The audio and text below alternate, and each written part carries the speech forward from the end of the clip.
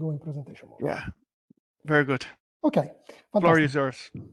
Thank you. So thank you for the introduction and welcome to my presentation. My name is Federico Ghioldi. I'm assistant professor at the Department of Aerospace of Science Technology in Politecnico de Milano, Italy. And within the exaFOAM group, let's say, today I will give you this presentation related to hybrid CPU-GPU solvers to accelerate reactive CFD simulations. So this is the framework that we are discussing today. I would like to start by showing to you the topic and what we are going to discuss today. So I will just give a brief introduction, but I'm sure that the majority, or at least a lot of people in this workshop are participating here are quite familiar with the topic, so I will be quite quick on the introduction. I will then move to show you how, of course, ordinary differential equations are connected to the chemical kinetics are handled inside of the CFD framework that we are considering right now. And then I will move, which is the most interesting part, to the point where I describe the way that we have designed in order to handle this, let's say, chemically ordinary differential equations, so the solution of this chemical problem by exploiting heterogeneous supercomputing, so by exploiting new architectures, let's say, so the GPUs. This is important because it will be quite clear how we move from the description that I'm going to give to the treatment of the numerical solvers, which are already available in OpenFOAM. And by stopping just for a couple of seconds here, I just want to make sure that you understand that when we designed our code, we had in mind the fact that the code should have been able to couple, so to be combined with the existing numerical solvers in OpenFOAM without actually affecting the way the numerical solvers are designed inside of OpenFOAM. So I will show you a bit how this combines, so our new methodology combines with the solvers which are already available in this framework, and then I will move to the code validation. We will start with code validation on simple cases just because when we designed the code, it was necessary to validate the code starting from pure chemistry. So that's why we start from single cell batch reactors, because we are in those cases totally neglecting the fluid dynamics. And we are just assessing whether the GPU with our implementation is able to provide correctly an accurate result for the different mechanisms that we are considering. And then I will move to multi-cell cases because, of course, we are interested in more complex applications, so multidimensional applications that, of course, consider the presence of fluid dynamics. And we will see when we move on also the presence of combustion models. We will see how to deal with combustion models, very simple, in this presentation. I will then show you a slide discussing a bit about performances so that we can get on the same page relating to how we assess performances and what needs to be taken into account for the performances when we combine. So, seeing your screen, yeah. Now we are seeing the presentation. Then, please, Federico. So while we were waiting for Federico, I just joined where he stopped, and if Federico is joining again, he will be welcome to substitute me again. So what we were seeing here is that then finally he was discussing about some current development that we are working on about combustion and about acceleration of transport, the solution of the transport equations. So what is the context where we're moving? Basically, we want to accelerate the solution of the ODE systems because in multiphysics CFD simulation, they represent a significant bottleneck. This is because in reactive flow simulations, we have n species conservation equations, ODE integrations of very stiff chemical systems, and we have even increasing sizes of detailed reaction chains that are actually employed in modern reactive CFD simulation. So if we move towards parallel computation, well, we have that the current numbers, we can clearly parallelize our simulations, but the serious limit about the simulations is due to the fact that the current numbers are very limited, and about the fact that we solve the chemistry in a serialized fashion thanks to within the operator splitting technique. What I mean is that in the operator splitting technique, as long as the integration of the solution is not completed, we cannot have the source terms to put into the transport equations.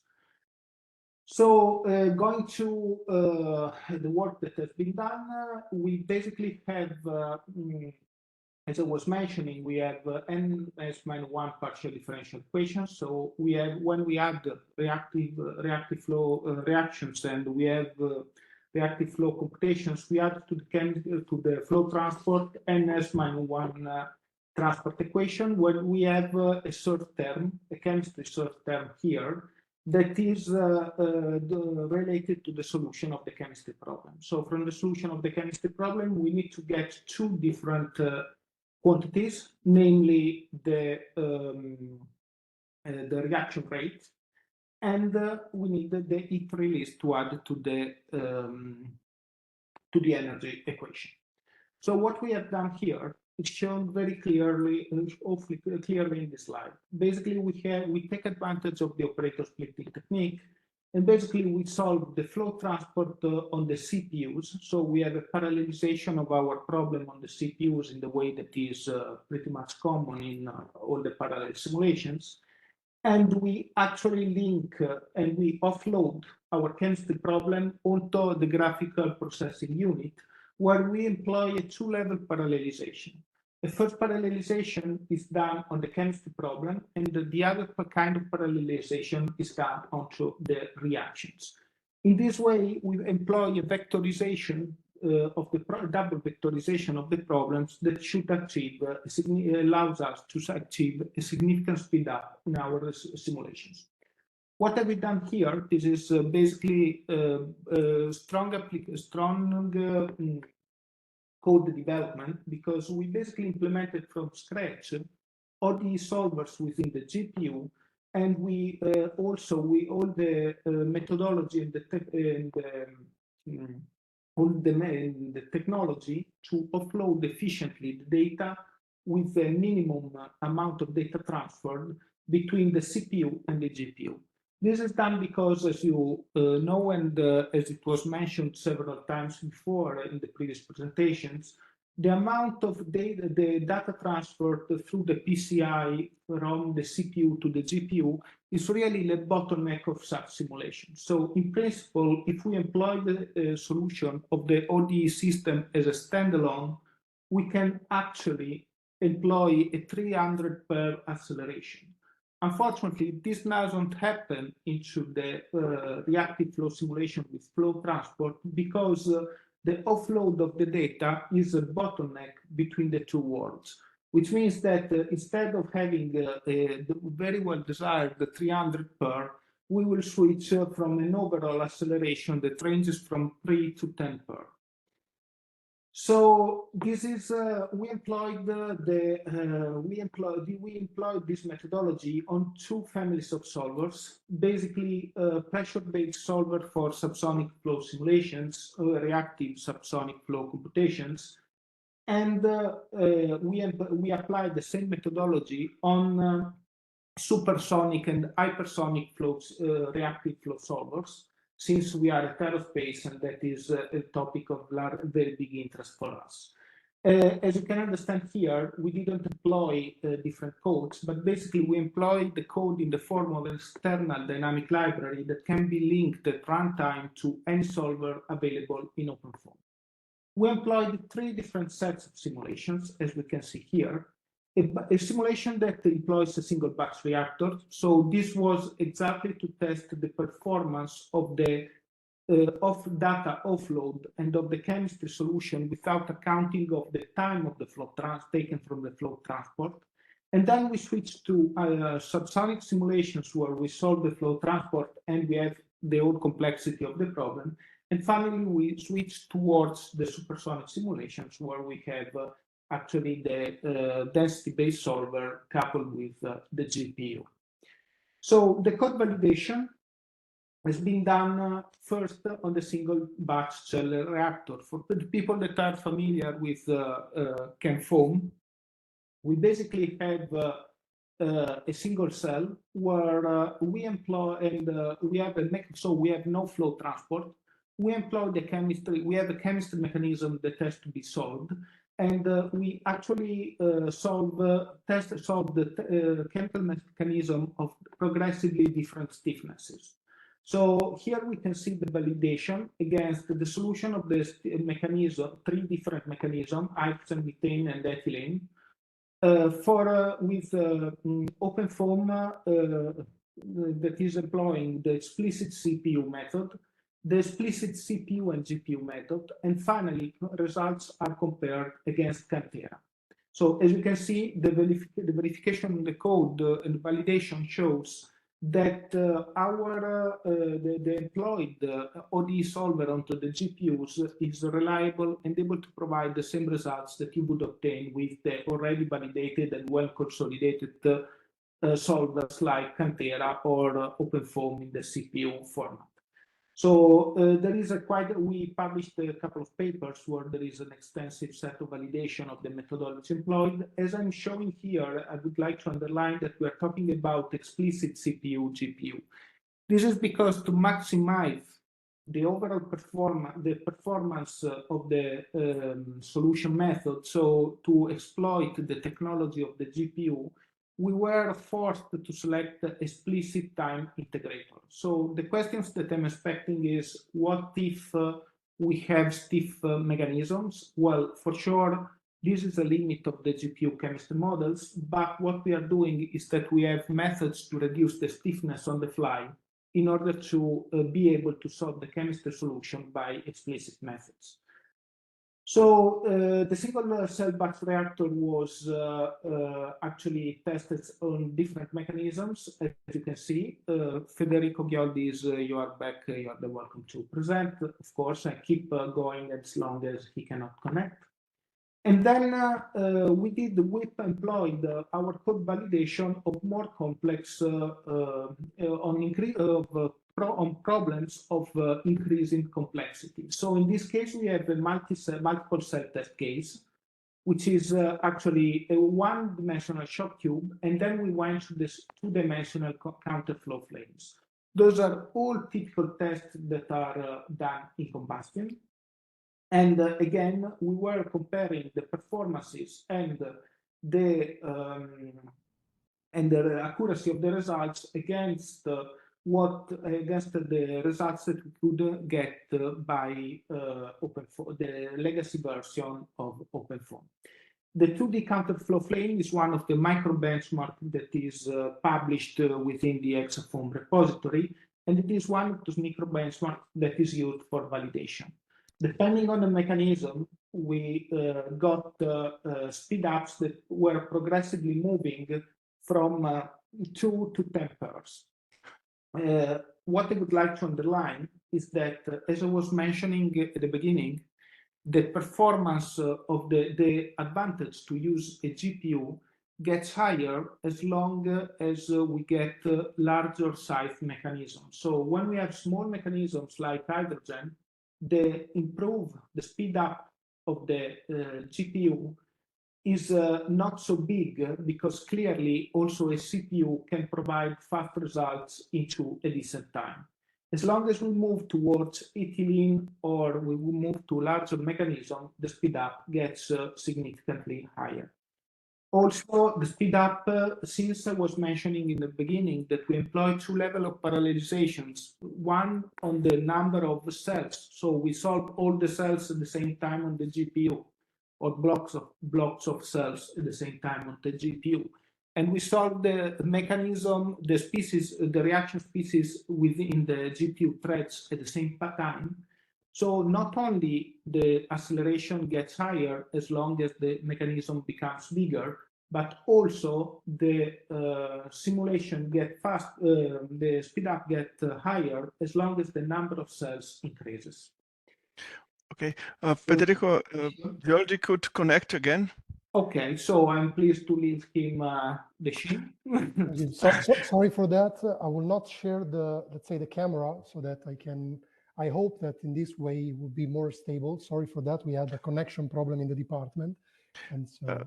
No problem. So then maybe. I can stop sharing? Yep. Yep. And okay, I think I did stop, right? Yes, I should be sharing now. Yes. Okay. Okay, I can go on from here. Thank you very much to Professor Piscaglia for, let's say, occupying my spot in the time that I was missing. So I think that he explained the entire methodology.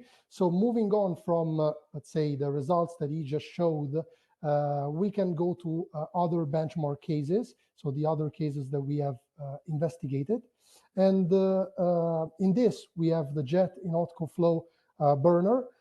This is a full 3D geometry. So as Professor Piscaglia probably has said, we started with single cell batch reactor. We decided to move up to 2D counterflow flames, also for another specific reason. They had both combustion and a turbulence model that were laminar. Which of course, again, you are including the presence of the fluid dynamics, you are including the fact that you actually exploit the double parallelization at that point, because you are parallelizing over the cells and so over the CUDA blocks and over the species and so the CUDA threads. But of course, in that way, by using laminar models, let's say, you are not influencing the chemical results because of let's say, some constants that are present inside of the system. But industrial cases, of course, take into account also the presence of different kind of models that can totally be supported, as I said at the beginning of this presentation. You just have a value, which is an omega dot, that is computed by means of a different, say, a different methodology, so a different approach on a different hardware. In this case, we have a 3D polyhedral mesh that can be let's say, simplified by exploiting some symmetries. And what you have is a less turbulence model and the Passer combustion model, which is already available inside of OpenFOAM. We have a complex mechanism here, not so high number of cells because we are around 4 million cells in this kind of configuration. And we have a second order interpolation scheme. So in this case, as you can see, we are still able to get accurate results, even though we have the presence of models in between, just because provided that, let me hide this, provided that the solution obtained by means of the GPU computing results to be correct. And what you have is that the solution that you get after this application of the models results to be pretty much the same, let's say. And here you see that we have a good agreement between the CPU and GPU solution. If you look at the top right, we also have good agreement compared to the experimental results. And we have on a V100 GPU card, which is not the high-end, let's say, performance card, but it's already a good card. We have a speed up, which is of 3.5 pair the calculation. There is for sure still margin in terms of improvement for what concerns the code that we have developed, but of course it already results to be a sensible improvement compared to the common calculation performed on OpenFOAM. We also have another macro benchmark, let's say, that you have already seen, which is the flux gas turbine. You've seen it today. You have, in this case, again, a three-dimensional grid, which is in this case composed by 20 million elements. We have a less turbulence model and the EDC, in this case, combustion model. We have a mild combustion regime, and in this case, we have a skeletal mechanism, more than being related to the fact that we have an explicit, let's say, method on GPU in order to handle the, let's say, the chemical mechanism. It is because this mechanism was suited for premixed combustion, so premixed flows like the one that we have in this particular situation. In this case, here I show you some some results obtained by running the simulations, comparing those against the experimental results which are available in the literature, and we have quite a good agreement. Also for what concerns the generation of the molar concentration for both the methane and combustion product, which is in this case H2O. What we have is again an acceleration for our problem. We run it using on a single V100 GPU card, and we had 2.5 per acceleration of the simulation.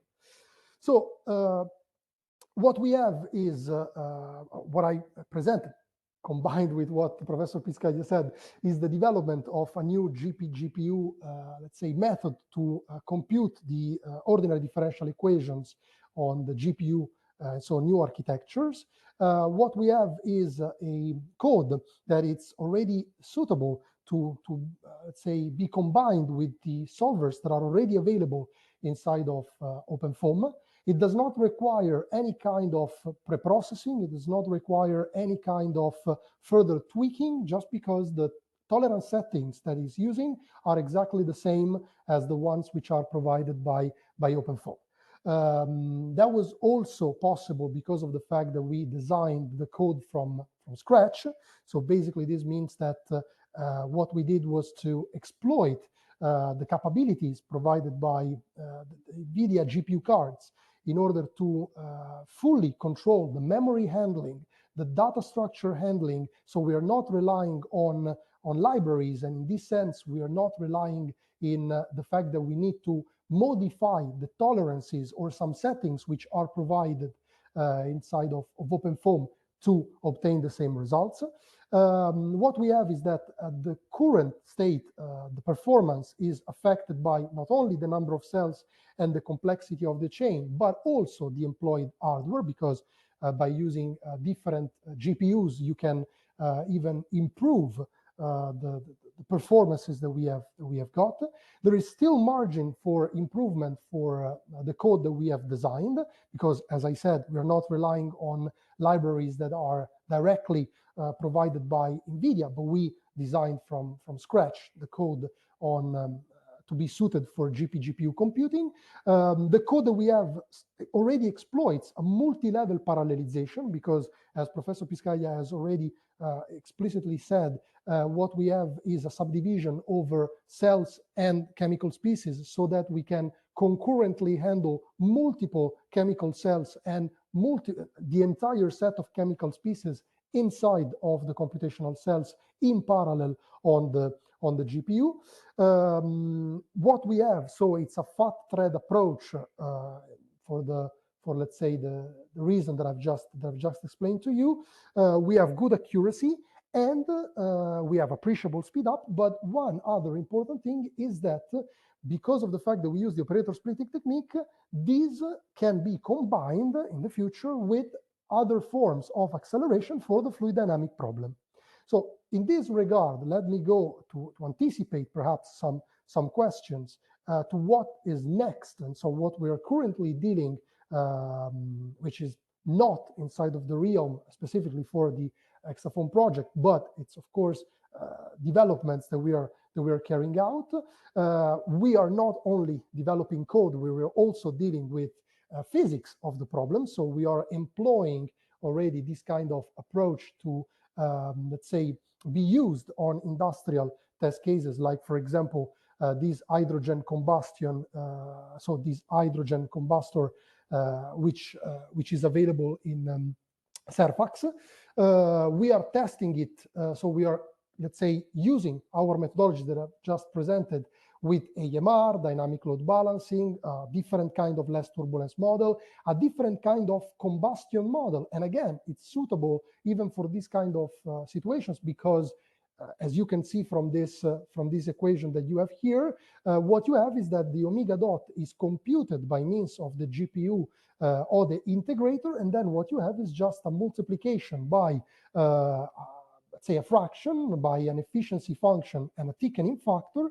And so what you have is that the solution produced by the GPU or the integrator is just adjusted based on the kind of combustion model that you have. And finally, just to stress out that this can be combined with other approaches for the fluid dynamics, what we are currently developing is a GPU accelerated implicit coupled solver. In this case, two different approaches. One is an incompressible pressure-based implicit coupled solver. The other one is a compressible density-based shock capturing implicit coupled solver that, of course, we're using for the cases that employ, let's say, high-speed flows. And this work is, let's say, has the collaboration of Leonardo. Again, just like this is a common, let's say, idea that we had for this kind of development, but also for the GPU or the integrator. We decided not to rely on specific third-party libraries other than, in this case, AMGX, which is provided by NVIDIA, because, of course, otherwise the code maintenance would have been much more problematic. And because we wanted the full, let's say, control of the data handling, the data structure, and the memory handling. And in this sense, with respect to the data structure and data handling, in this case, you see that when you rely on other libraries, like, for example, AMGX, which is structured on a different format, which is in this case is the CSR matrix format, you need to design, which is something that we have already done, a converter to go from the LDU, let's say, matrix structure, which is the typical one of OpenFOAM, into CSR. And this, of course, plays a certain role. Now, we were able to reduce as much as possible the amount of time taken to perform this task, but when you're dealing with the GPU, usually what you have is, with respect to the time taken to perform this operation, you are introducing some other constraints. So, for example, also in the GPU or the integrator, what you have is that the data structure needs to be managed before sending this information to the GPU, so that it is structured in a way which suits GPU computing, it suits the operation performed on the GPU, and so that when you retrieve the information, you can directly, let's say, give this information to OpenFOAM in a format that he likes. So sorry for all the issues that I had. I thank you anyway for the patience and for the time that you have dedicated to listening to this presentation. And I'm sure that probably you have some questions, let's say. Before I conclude, I remind you that these are the links, let's say, for the social and for my email address. So if you want further information, you can look at the, let's say, information that we have available online or by contacting us at Politecnico. Thank you.